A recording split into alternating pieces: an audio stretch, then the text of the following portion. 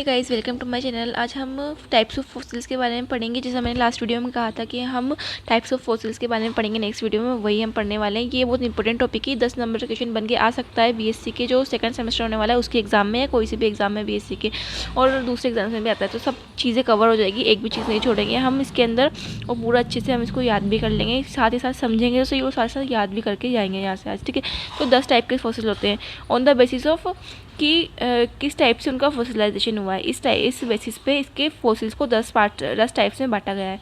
उनको याद करने का तरीका है कि इन 10 को 10 बार याद करो, सोचो मन में, 10 बार पढ़ो और फिर इसको बिना देखे लिखो। हम 3-4 बार बिना देखे लिखेंगे इसको और अपने आप हमें याद हो जाएंगे। फिर हम इसकी जब डेफिनेशन पढ़ेंगे तो ऑलरेडी इसके नाम में इसकी तो हम स्टार्ट करते हैं इसको टाइप्स ऑफ फॉसिल्स को। तो 10 टाइप्स ऑफ फॉसिल होते हैं ऑन द बेसिस ऑफ कि फॉसिलाइजेशन किस टाइप से हुआ है, किस नेचर का हुआ है, इस टाइप पे। ठीक है, तो स्टार्ट करते हैं। तो फर्स्ट टाइप होता है कंप्रेशन फॉसिल, सेकंड होता है पेट्रिफिकेशन फॉसिल, थर्ड होता है इंक्रस्टेशन फॉसिल, फोर्थ होता है इम्प्रेशन फॉसिल, फिफ्थ होता है कॉम्पेक्टेशन और मॉडिफाइड प्लांट्स, 6 होता है कोल बॉल, 7 होता है एम्बर, 8 होता है लीफ कोल, 9 होता है एक्चुअल रिमेनेंट्स और 10 होता है सूडो फॉसिल। और अब हम इसको डिटेल में पढ़ेंगे, इसके नाम बहुत अच्छे से याद हो जाएंगे। हम इसको डिटेल में पढ़ लेंगे तब भी आपको इसके नाम अच्छे से याद हो ही जाएंगे। फर्स्ट टाइप ऑफ फॉसिल की बात करेंगे कंप्रेशन फॉसिल की। इसको इमेज से समझेंगे कि एक मॉस्किटो का कंप्रेशन फॉसिल का इमेज दिया हुआ है ये। और कंप्रेशन फॉसिल में होता क्या है कि एकदम कंप्रेस रहती है चीज़ें, जिस भी चीज़ का लिविंग का फॉसिल बना है वो बिल्कुल कंप्रेस्ड फॉर्म में मिलता है। कैसे होता होगा, मान लेते हैं जैसे कि ये एक मच्छरी है, अब इसके साथ क्या हुआ होगा ऐसा लगता है हमें, तो एक लैंडस्लाइड हो रही होगी है ना, तो एक बड़ी सी रॉक आके एक दूसरी रॉक के ऊपर गिरी, और जो पहले वाली रॉक थी उसके ऊपर एक मच्छर बैठा हुआ होगा। अब वो इन दोनों रॉक के बीच में दब गया, अब इसका डिकम्पोजिशन नहीं हो पाया, इसका कंप्रेस्ड फॉसिल बन गया, एकदम दब गया। तो इससे क्या हुआ कि इसकी एक्सटर्नल मॉर्फोलॉजी तो एज इट इज़ रही, पर इंटरनल मॉर्फोलॉजी तो टूट गई होगी, इसकी हड्डियाँ तो टूट चुकी होंगी ना। भले ही बाहर से एकदम एज इट इज़ दिख रहा है कंप्रेस्ड फॉर्म में, पर इसकी इंटरनल मॉर्फोलॉजी सही सलामत नहीं रही क्योंकि कंप्रेस्ड फॉर्म में आ गया।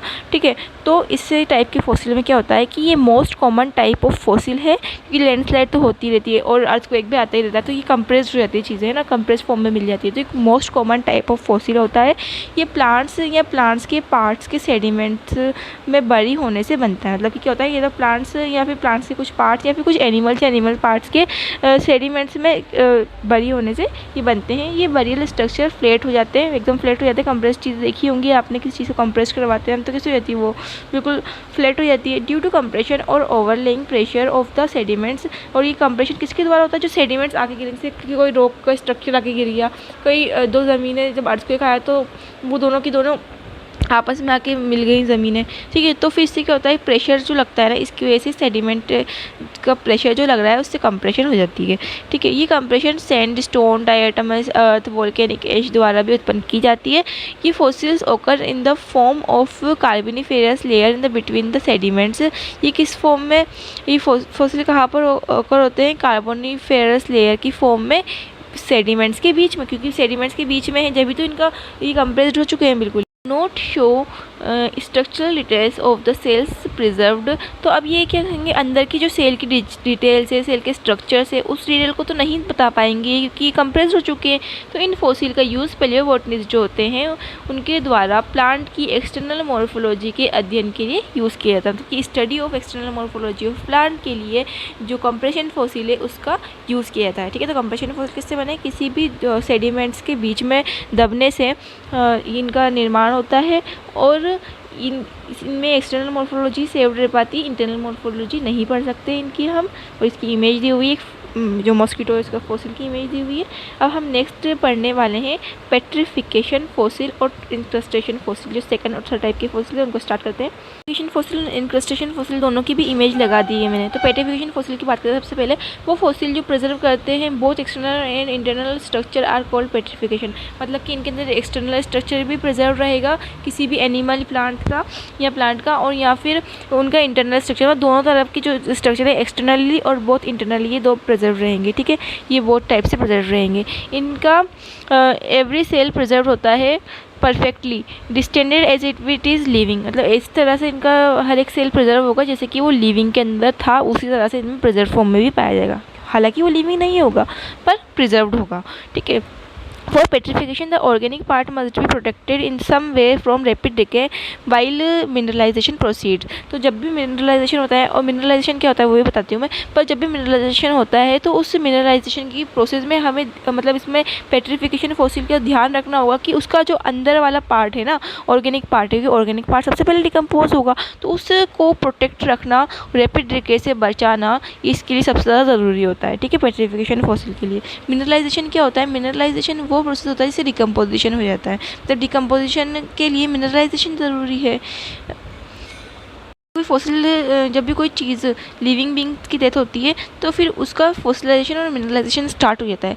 उससे बचना होगा। अगर पेट्रिफिकेशन फॉसिल चाहिए हमें, अगर इंटरनल स्ट्रक्चर भी अच्छे सेफ चाहिए, तो फिर उसका मिनरलाइजेशन धीरे होना चाहिए, डिकम्पोजिशन धीरे होना चाहिए, ताकि वो प्रिजर्व रह सके। They are most suitable for study of internal structural details. जो ठीक है, तो ये सबसे ज़्यादा मोस्ट सुटेबल टाइप का फॉसिल है जिसके द्वारा एक्सटर्नल और इंटरनल बोथ स्ट्रक्चर को हम स्टडी कर सकते हैं, और सबसे ज़्यादा इंपॉर्टेंट तो इंटरनल स्ट्रक्चर के लिए, क्योंकि बाकी जो टाइप्स है ना फॉसिल्स के, उनमें इंटरनल स्ट्रक्चर को स्टडी करना मुश्किल होता है, और पेट्रिफिकेशन फॉसिल ही वो फॉसिल है इसके अंदर स्ट्रक्चर हम आसानी से स्टडी कर सकते हैं। क्रस्टेशियन फॉसिल वो होते हैं जिसके अंदर क्या होता है कि इनका एक्सटर्नल जो स्ट्रक्चर होता है ना, वो तो फॉसिलाइज्ड हो जाता है, प्रिजर्व हो जाता है, पर जो इंटरनल स्ट्रक्चर होता है वो डिकम्पोज कर जाता है, ख़राब हो जाता है, सिर्फ एक्सटर्नल स्ट्रक्चर ही रहेगा। इसके अंदर इमेज में भी दिखाया गया है, इसके अंदर एक्सटर्नल स्ट्रक्चर प्रिजर्व है और इंटरनल स्ट्रक्चर बिल्कुल ख़त्म ही हो चुका है एकदम।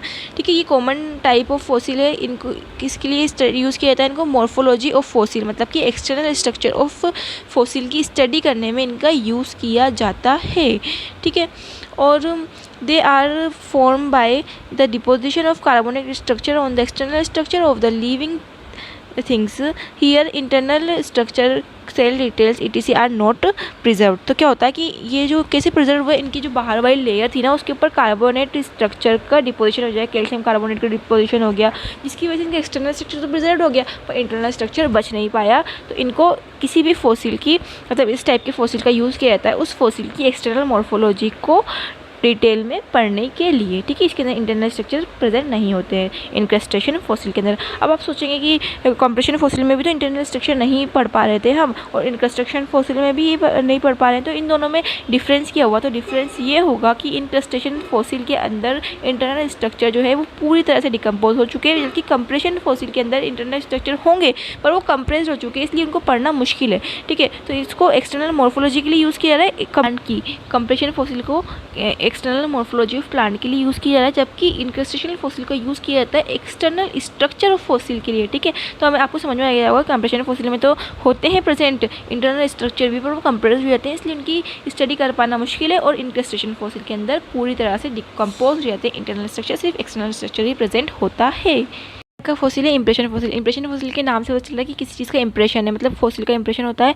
ये जो फॉसिल्स होते हैं ना, इसके अंदर कोई प्लांट है, जैसे कोई लीफ है, उसका इंप्रेशन छप गया किसी सॉइल पे जो उस टाइम पे गिरी थी, पर उस थोड़े टाइम बाद वो थोड़ा रॉक में कन्वर्ट हो गई, पर जो निशान था, जो उसका फॉसिल का इंप्रेशन था, मतलब उस लीफ का इंप्रेशन था, अब वो उसके ऊपर छपा हुआ है। तो ये जो उस लीफ का जो इंप्रेशन था ना, उस इंप्रेशन को इंप्रेशन फॉसिल कहा जाता है। ठीक है, तो they are the fossil made by impression of plant part, they do not contain whole plant part और the organic substance, it only contain impression of that. मतलब वही बात है कि ये इसमें कोई होल ऑर्गेनिक पार्ट या ऑर्गेनिक प्लांट या उसका पार्ट या एनिमल या उसका पार्ट प्रेजेंट नहीं होता है, ये सिर्फ उनका इंप्रेशन होता है।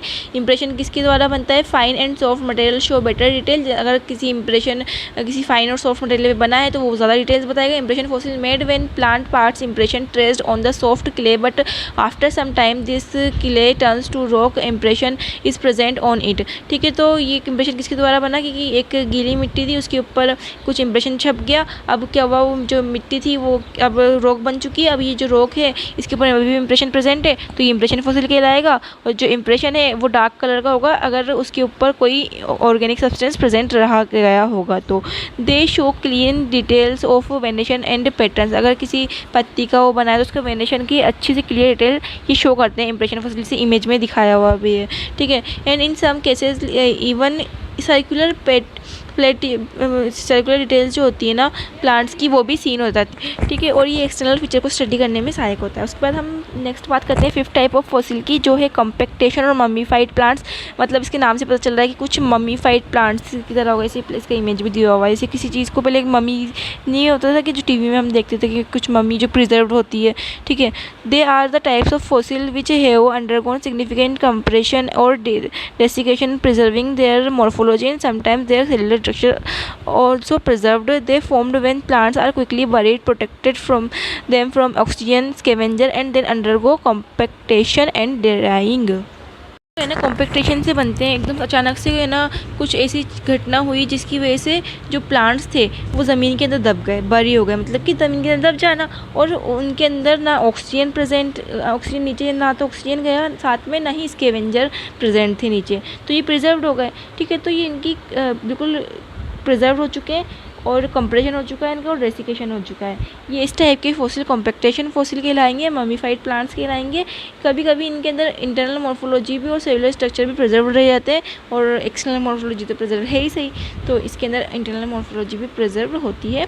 और ये एकदम बिल्कुल ड्राई उसमें पाए जाते हैं, ठीक है। जैसे इसमें इमेज दिया हुआ है। 5 टाइप के फॉसिल तो पढ़ चुके हैं, नेक्स्ट 5 टाइप के फॉसिल अब पढ़ना स्टार्ट करते हैं। तो 6 टाइप का फॉसिल होता है कोल बॉल्स।